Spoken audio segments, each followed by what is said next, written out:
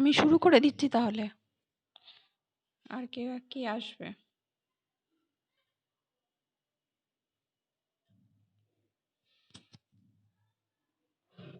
আচ্ছা, তোমাদের আজকে আমি ডিএসসি, আমার কথা শুনতে পাচ্ছ তো তোমরা? হ্যালো, শুনতে পাচ্ছ?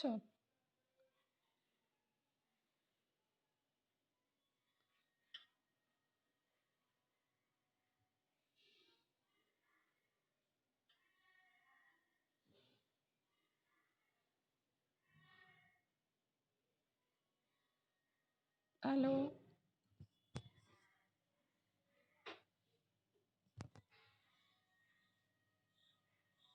শুনতে পাচ্ছ তোমরা?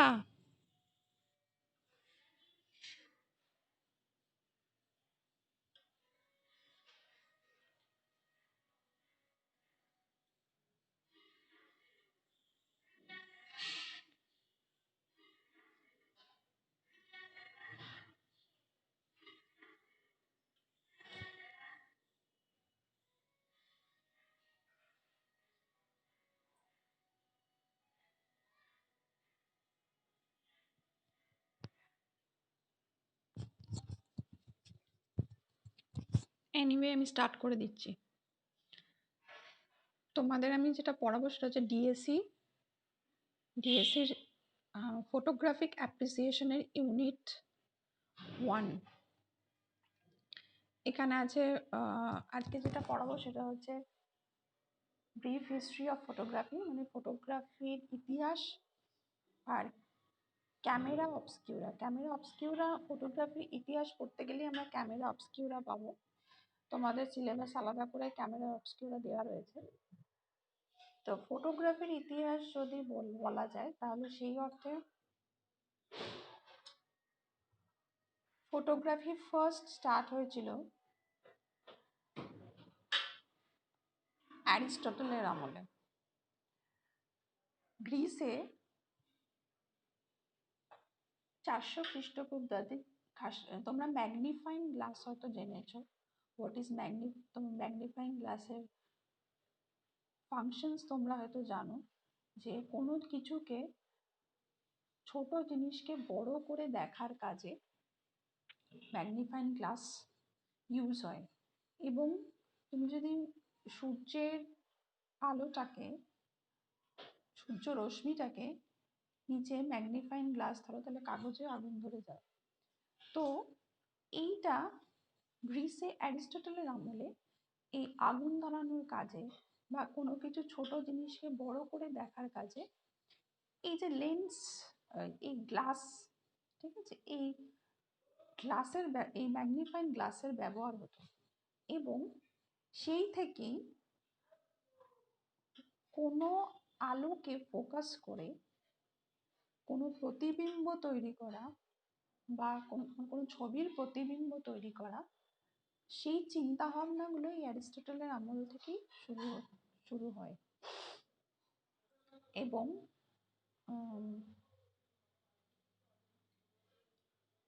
সেই সময় থেকে কোনো ছবির ইমেজ, ফটো, তোমার আলোকে কাজে লাগিয়ে, লেন্সকে কাজে লাগিয়ে, লেন্সও না, তখন তো লেন্সের ধারণা সেভাবে আসেনি, আলোকে কাজে লাগিয়ে কিভাবে তুমি কোনো কিছুর প্রতিবিম্ব তৈরি করছো, এই চিন্তা ভাবনাগুলো কিন্তু তখন থেকেই শুরু হয়। পরবর্তীকালে অ্যারিস্টটল নিজেও সূর্যগ্রহণের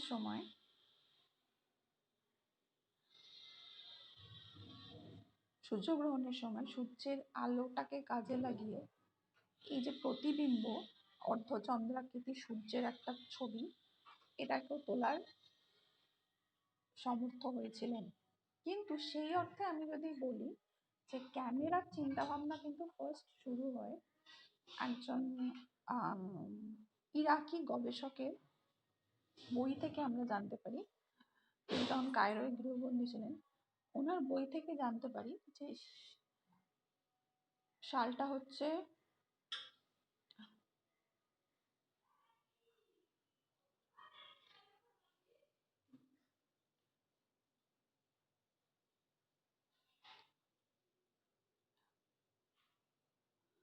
1604 কি তারও আগে, ঠিক আছে। উনি গৃহবন্দী অবস্থায় একটা বই লেখেন। সেই বইটার মধ্যে উনি আলোর ধর্ম এই বিষয়গুলো নিয়ে লেখালেখি করেন, এবং সেই বই থেকেই আমরা জানতে পারি উনি একটা প্রথম ক্যামেরার কথা বলেন, যেটার নাম হচ্ছে ক্যামেরা অবস্কিউরা। ক্যামেরা অবস্কিউরার অর্থ হলো একটা অন্ধকার ঘর, যেটার মিনিং হচ্ছে একটা অন্ধকার ঘর। এটা কিরকম ছিল, এটা তোমরা নেটে ছবিটা দেখে নিতে পারবে। একটা বক্স, ঠিক আছে, বক্সটা একটা চারকোনা বিশিষ্ট বক্স, যেরকম বক্স হয়, তার ভেতরটা অন্ধকার, একটা ফুটো থাকতো, ঠিক আছে। সেই ফুটোটা দিয়ে একটা ছিদ্র, সেই ছিদ্রটা দিয়ে সূর্যের দিকে মুখ করিয়ে সেটা বসানো হতো। সেই ছিদ্রটা দিয়ে সূর্য রশ্মি ঢুকতো, ঢুকে কি হতো, ওই যে বক্সটার যে পেছনের যে দেওয়ালটা, সেই দেওয়ালে সূর্যের একটা প্রতিবিম্ব তৈরি হতো, এবং সেখানে অনেক সময় অর্ধস্বচ্ছ এই দেওয়ালে যদি একটা সেমি ট্রান্সপারেন্ট একটা কাগজ রেখে দিলে, সেই কাগজের ওপর সেই সূর্যগ্রহণের সেই ছবিটা তৈরি হতো। তো উনি এই ক্যামেরা অবস্কিউরা দিয়ে সূর্যগ্রহণের ছবিগুলো প্রতিবিম্ব তুলেছিলেন। মানে এই ক্যামেরা অবস্কিউরার যে পেছনে যে প্রতিবিম্বটা তৈরি হতো, সেটা কিন্তু উল্টো প্রতিবিম্ব তৈরি হতো। অর্থাৎ সূর্যটা যদি এরকম অর্ধচন্দ্রাকৃতি যখন যখন গ্রহণ হয় এরকম হয়, ঠিক আছে, এবং ক্যামেরা অবস্কিউরার প্রতিবিম্ব যেটা হতো সেটা উল্টো হতো, ঠিক আছে। তো বেসিক্যালি ছিল হচ্ছে একটা বক্স, বক্সটা চতুর্দিকে ঘেরা, ভেতরটা অন্ধকার, একটা মাত্র ছিদ্র, সেই ছিদ্র দিয়ে একটা আলো সূর্যরশ্মি ঢুকে সেটার একটা প্রতিবিম্ব তৈরি হতো। তো এইটার কেপলার বলে একজন আছেন, জার্মানি জ্যোতির্বিদ জোহানেস কেপলার, তিনি এই নামটা দিয়েছিল ক্যামেরা অবস্কিউরা।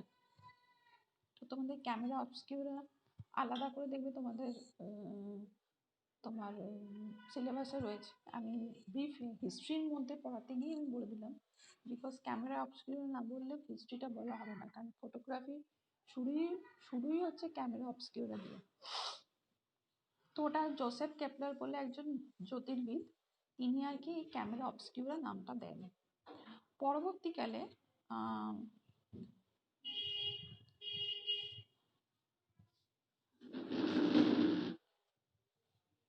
এটার মধ্যে এটার অনেক এটাকে নিয়ে অনেক পরীক্ষা নিরীক্ষা চলে।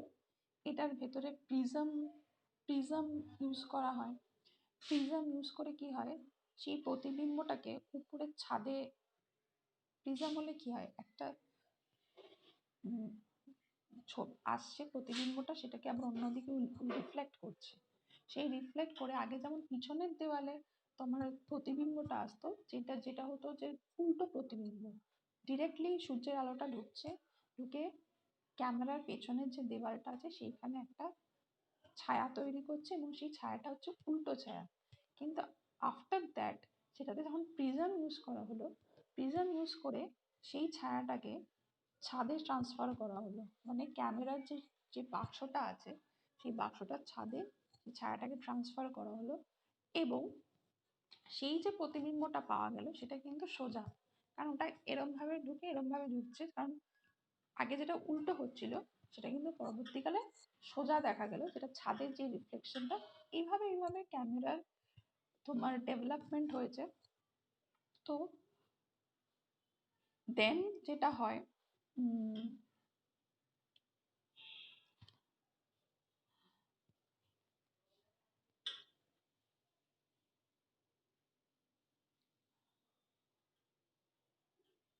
পরবর্তীকালে যেটা হয়,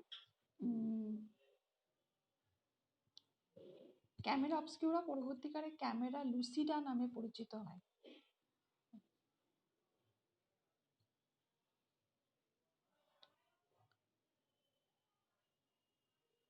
এবার নিসোফর নিপস, জোসেফ নিসোফর নিপস বলে একজন আলো নিয়ে নানা রকম পরীক্ষা নিরীক্ষা করেন।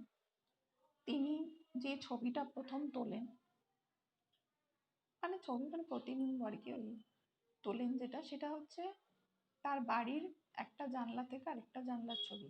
তোমরা এই নেটে এই ছবিগুলো তোমরা পেয়ে যাবে যদি তোমরা ব্রিফ হিস্ট্রি অফ ফটোগ্রাফি করো, তাহলে ছবিগুলো তোমরা দেখতে পাবে যে প্রথম ছবিটা তোলা কি হয়েছিল, সেকেন্ড, তারপরে ক্যামেরা অবস্কিউরায় তোলা ছবি কীরকম ছিল, ক্যামেরা লুসিডায় তোলা ছবি কীরকম ছিল। ক্যামেরা লুসিডা মানে যেটাকে আমরা প্রিজম ইউজ করে যেটা সোজা প্রতিবিম্ব তৈরি হয়, সেইটার ছবি কীরকম ছিল। এবং পরবর্তীকালে নিসোফর নিটস যে ক্যামেরার ব্যবহার করেন সেটার ছবি কীরকম ছিল সেগুলো তোমরা পেয়ে যাবে।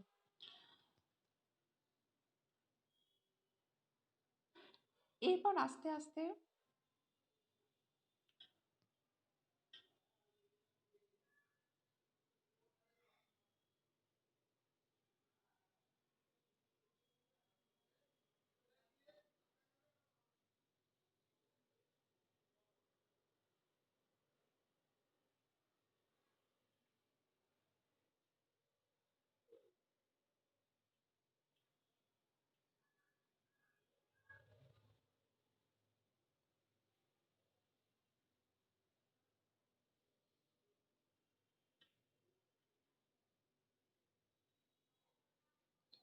আচ্ছা, এরপর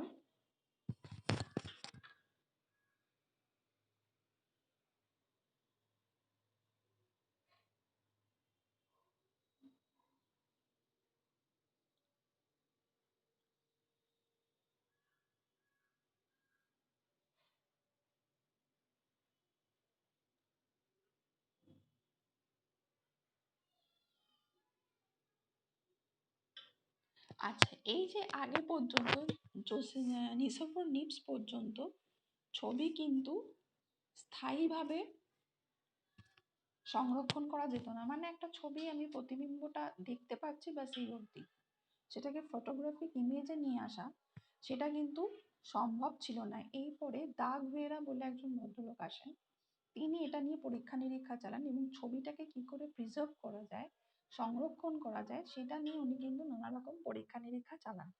এবং পরবর্তীকালে তিনি নিটসের সঙ্গে একসঙ্গে কাজ করে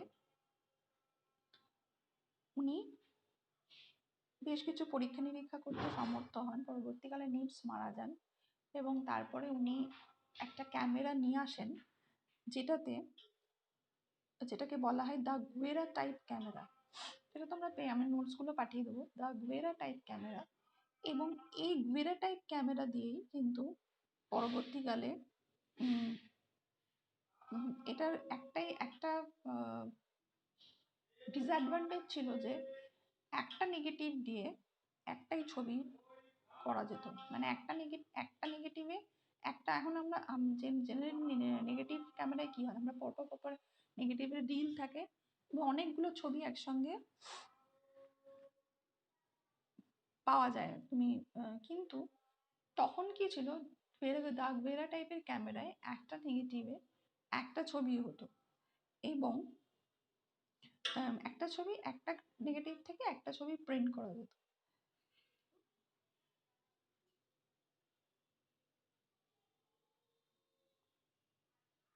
এরপরে আস্তে আস্তে নানা রকম ক্যামেরা ডেভেলপমেন্ট হতে শুরু করে। তারপরে পরবর্তীকালে একজন ভদ্রলোক ক্যালো টাইপ ক্যামেরা বলে একটা ক্যামেরা নিয়ে আসেন, যেটাতে আবার একটা নেগেটিভ থেকে অনেকগুলো ছবি প্রিন্ট করার সমর্থন হয়। এভাবে এভাবে ডেভেলপ হতে থাকে আস্তে আস্তে। আগে যেমন স্থায়ীভাবে সংরক্ষণ করাই যেত না ছবিগুলোকে, এখন নেগেটিভ থেকে ছবি প্রিন্ট হওয়া শুরু হয়, তারপরে একটা নেগেটিভ থেকে অনেকগুলো ছবি প্রিন্ট করা শুরু হয়। এইভাবে ক্যামেরা ডেভেলপমেন্ট হতে থাকে। আস্তে আস্তে সেটা থেকে আস্তে আস্তে আমাদের এখনকার যে ক্যামেরা সেইভাবে এখন পুরোপুরি তুমি যদি ডিটেল পড়তে যাও তাহলে তো একদম বই হয়ে যাবে, সেটা পড়া তো সম্ভব নয়। আমরা বেসিক কিছু জিনিসই পড়বো, একদম শুরুটা পড়বো, যেটা ক্যামেরা অবস্কিউরা। এটা খুব ভালো করে পড়বে। ক্যামেরা অবস্কিউরা শর্ট নোটও আসতে পারে এবং ক্যামেরা অবস্কিউরা আলাদা করে তোমাদের ইয়েতে দেওয়া রয়েছে, এটা খুব ভালো করে পড়বে। দেন যেটা আসে, দেন দ্য গুয়েরা টাইপ ক্যামেরা আসে। এখানে একটা ইম্পর্টেন্ট পয়েন্ট হচ্ছে সম্ভবত 16th অগস্ট, যেটাকে আমরা ফটোগ্রাফি ডে বলি। এই সময় কি হয়েছিল, এই দাগভেরা তিনি একটা চুক্তি করে ফ্রান্স সরকারের কাছে তার ক্যামেরাটা ফ্রান্স সরকারের কাছে বেচে দিয়েছিলেন। এবং মানে ফ্রান্স সরকার আর কি ওটার স্বত্ব কিনে নিয়েছিল। এবং সারা পৃথিবীতে ফটোগ্রাফির আত্মপ্রকাশ হয়েছিল এই দাগ ভেলা টাইপ ক্যামেরার হাত ধরে। হোল ওয়ার্ল্ডে ফটোগ্রাফির আত্মপ্রকাশ হয়। এবং যেহেতু 16th অগস্ট ফ্রান্স গভর্নমেন্ট এই সারা ওয়ার্ল্ডে ফটোগ্রাফিটাকে সামনে, সারা ওয়ার্ল্ডের সামনে ফটোগ্রাফিটাকে নিয়ে আসে এবং ক্যামেরাকে সামনে নিয়ে আসে। ক্যামেরা একটা নতুন ডিভাইস, এভাবে ক্যামেরাকে ওয়ার্ল্ডের কাছে পরিচিত করে। সেই জন্য 16th অগস্টকে ওয়ার্ল্ড ফটোগ্রাফি ডে হিসেবে আমরা এখনো মানি। তো জেনারেলি দ্য ভেরা type camera obscura, then the ভেরা টাইপ ক্যামেরা, এই দুটো খুব ইম্পর্টেন্ট। দেন আমরা পরপর দেখতে থাকবো ক্যালো টাইপ ক্যামেরা, যেখান থেকে নেগেটিভের ইমপ্রুভমেন্ট হয়, নানা রকম একটা নেগেটিভ থেকে অনেকগুলো ছবি আসতে শুরু করে। এভাবে কিছু বেসিক জিনিস পড়বে, পড়ে এখন আস্তে আস্তে আমাদের তো এখন ডিএসএলআর চলে এসেছি, স্মার্ট মোবাইলে স্মার্ট ক্যামেরাতে চলে এসেছি। তো বেসিক জিনিসটা মাথায় রাখবে, দ্য ক্যামেরা অবস্কিউরা এবং দ্য ভেরা টাইপ ক্যামেরা। এটা আমি তোমাদের হোয়াটসঅ্যাপে পাঠিয়ে দিচ্ছি নোটসগুলো। যে নোটসটা আছে সেটা mainly brief history of photography, মানে হচ্ছে brief history of camera. Camera ছাড়া তো ফটোগ্রাফি হবে না, তো ক্যামেরার হিস্ট্রিটাই পড়তে হবে। কীভাবে ক্যামেরার ধারণা কীভাবে হলো, কীভাবে ক্যামেরা আবিষ্কার হলো, এবং কীভাবে ক্যামেরার ডেভেলপমেন্ট হলো। আমি পাঠিয়ে দিচ্ছি, পড়ে নিও। আর এবার থেকে অ্যাজ পার রুটিন ক্লাস হবে, যেরকম তোমাদের রুটিনে আমার ক্লাস ছিল সেরকম ক্লাস হবে। আমি লিঙ্ক দিয়ে দেবো, আসবে। আমি আপাতত ডিএসসি ক্লাসগুলো নেব, তোমাদের তো এমনি সিলেবাস আমার শেষ হয়ে গেছে। ডিএসসির ক্লাসগুলো নেব, যেটাতে আমি নেব হচ্ছে ফটোগ্রাফিক অ্যাপ্রিসিয়েশন, যে পেপারটা আছে সেটার ইউনিট 1টা আমি নেব। আর প্রিন্ট মিডিয়ার যে পেপারটা আছে, তোমাদের সিলেবাস থাকলে দেখে নাও, প্রিন্ট মিডিয়ার যে পেপারটা আছে সেটার ইউনিট 3 আমি নেব। অ্যাজ পার রুটিন যেরকম ক্লাস হতো সেরকম ক্লাস হবে। ঠিক আছে, আজকে এখানে শেষ করছি। তোমরা তোমাদের রোল নাম্বারগুলো চ্যাট বক্সে দিয়ে দাও।